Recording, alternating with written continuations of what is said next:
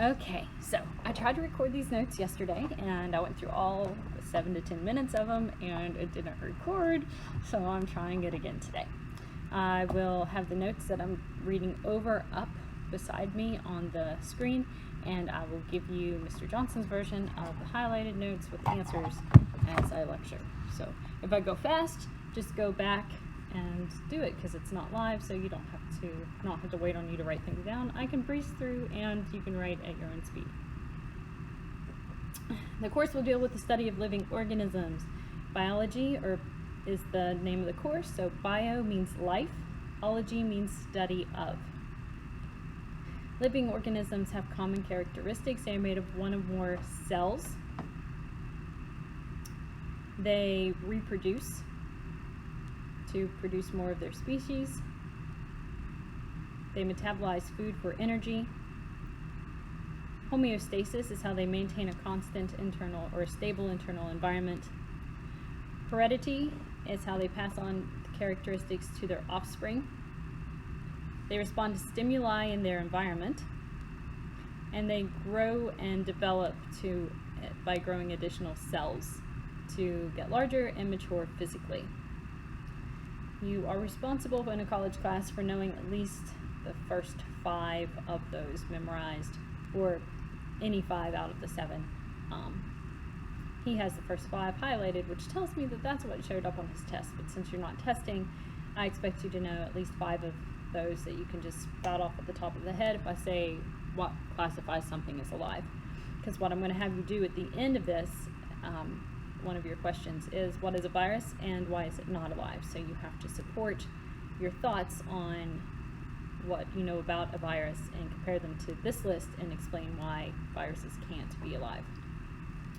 Let's look at the next part. Section 3, biological structure or structural organization of multicellular organisms.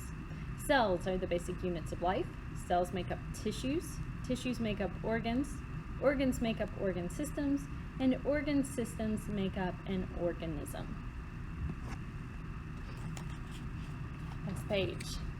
Biological classification. I'm not singing the song on video, guys. I'm sorry to disappoint. If you want to sing the song and record it and send it to me, I might give you about 5 bonus points, but I'm not going to do it for you. So, 3 domains based on evolutionary relationships. Remember, science believes that evolution is how all species got to be here, and we'll talk more about that later. Whether or not you agree, you need to know the science view on it. So, the first one, domain archaea.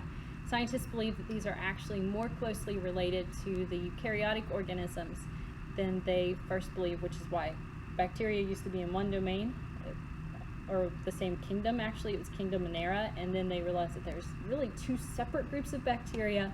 One of them's archaea, and one of them is called eubacteria or bacteria. And they started that division when they looked at genetics, and they learned that the archaea bacteria actually have more genes in common with eukarya than the eubacteria do. So archaea is ancient, no nuclear membrane and no nucleus. Domain bacteria have also no nucleus. And then you have your third domain, which is eukarya, which has a nucleus, and it also has 4 kingdoms. Kingdom Protista are the protozoans and algae. So this is your amoeba, your paramecium, and we'll look at some of those in class. Kingdom fungi, molds, mushrooms, also yeasts. So most protists are single-celled, with the exception of a few special types of seaweed type things, but all of those cells are like clones of each other, so they all do the exact same function. They're not into different tissues. Most fungi are multicellular, with the exception of yeasts. Yeasts are single-celled fungi. And yeasts are what you make bread with, and they're also like what's in your body and grows on your body as well. Kingdom Plantae, Plantae, is your mosses, which are your simplest. They do not have any kind of vascular structure, which is why they are very small. So they have no way of getting, no special tubing to get what they get from their roots, which are really rhizoids. They're not even true roots, but up to their leaves or their stems. Sorry, 1 second. Good morning, faculty and staff and our lovely students. Please stand for the Pledge of Allegiance. I guess I'm going to stand. I pledge allegiance to the I'm flag standing. of the United States of America and and to the republic for which it stands, one nation, under God, indivisible, with liberty and justice for all. Pretend I was standing. And that was it. So, moving on. Little break. Where was I? Kingdom Animalia. Animals or invertebrates.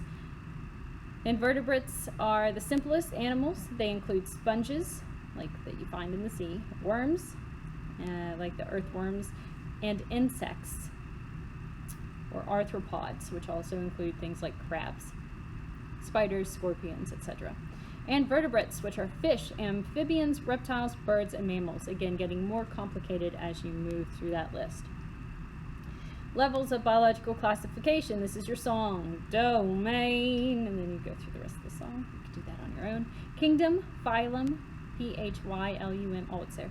Class, order, family, genus, G-E-N-U-S, and species, S-P-E-C-I-E-S. And it gives you how you can write out the scientific name. It includes just the genus and the species. Sometimes it's genus, species, and subspecies if you're going to be very specific. But genus is capitalized, species is lowercase, and both usually are italicized. I've really not seen it underlined, but I guess that would be acceptable in some places as well. And Iggy, the dead iguana in the background that's preserved. It was domain Eukarya, which is where you are. Kingdom Animalia, again, where you are. Phylum Chordata, again, you're part of that too. Subphylum Vertebrata, meaning you have vertebrates, backbones. You are there too. And this is where you split. Humans are in class Mammalia, but Iggy, the iguana, is in class Reptilia. He is in order Squamata, S-Q-U-A-M-A-T-A, and family Iguanidae, I-G-U-A-N-I-D-A-E. Genus Iguana, and species Iguana. So it's an iguana.